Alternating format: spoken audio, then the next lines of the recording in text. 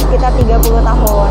Nah, ini adalah salah satu cabang pertama yang Bu Haji Yeti mengeluarkan dan selama 30 tahun baru 2020 beliau mengeluarkan cabang yang pertama. Dan Sate Marangi Purwakarta pun sudah memiliki beberapa cabang.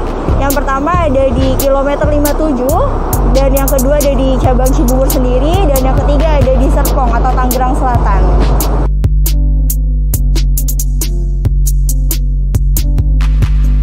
Untuk saya pribadi sebagai warga negara Indonesia yang cinta kuliner Indonesia amat sangat-sangat merasakan perbedaannya. Yang pertama, resep dari sate ini sendiri yaitu adalah resep racikan dari Bu Haji Yeti sendiri yang memang diolah, yang benar-benar diolah dengan rasa cinta, dengan rasa tangan ajaibnya Bu Haji Yeti.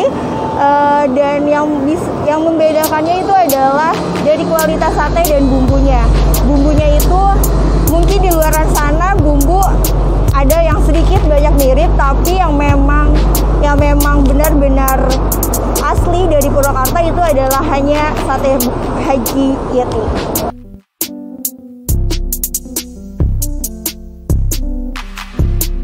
Kalau misalkan bumbu dasarnya itu kan itu bumbu rahasia sebenarnya. Kalau misalkan bumbu dasar, karena di sini atau di setiap cabang itu kita itu hanya langsung membakar. Jadi di Purwakarta itu ada khusus dapur tersendiri yang dimana sate tersebut sudah diracik oleh bumbu-bumbu rahasianya Bu Haji Yeti. Nah, kalau misalkan di sini itu terkenalnya itu dengan sambelnya. Jadi kalau misalkan di luar sana mungkin sambel beberapa orang mungkin ada sambal bumbu kacang dan lain-lain, tapi di sini itu ada sambal tomat yang memang ciri khas Bu Haji Yeti banget.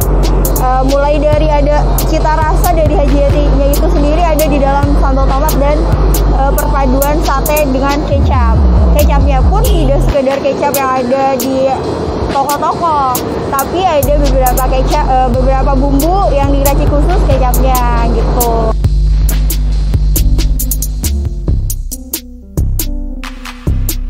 Kalau misalkan awalnya itu di dapur rahasia Purwakarta itu tuh kita milih daging sapi, ayam, dan kambing itu dengan kualitas terbaik, karena kita tuh ngerasa kalau misalkan si dagingnya tidak kualitas terbaik, berarti cita rasanya juga akan berubah. Pertama itu kualitas daging yang terbaik yang benar-benar kita pilih. Kedua, bumbu racik yang diolah langsung oleh Bu Haji Yeti yang ada di Purwakarta. Dan yang ketiga itu dimarinasi, atau mungkin bisa dimarinasi itu kayak di semacam terus diproses, diolah, dimarinasi, terus ditusuk, langsung didistribusikan ke beberapa cabang.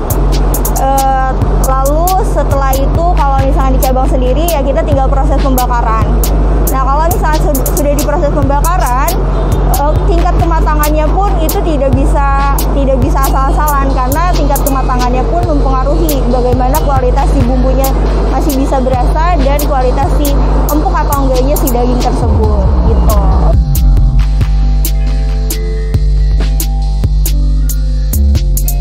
Itu rahasia. Kalau misalnya kita kasih tahu nanti orang-orang ikutin. Oh, gitu. Berarti ada cara tersendiri. Ada cara tersendiri. Makanya terlebih dari pemilihan kualitas dagingnya, kita itu memang bagaimana cara pengolahannya.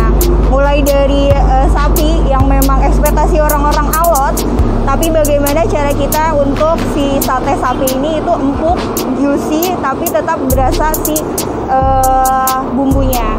Terus terlebih dengan kambing. Kalaupun kambing itu kan memang ekspektasi orang-orang pasti bau amis lah, bau yang tidak menyedapkan lah kalau misalkan kambing. Tapi gimana kita dengan bumbu istimewanya Bu Haji Yeti ini, rasa sate-sate yang ada di sini itu mempunyai cita rasa yang ada di Indonesia.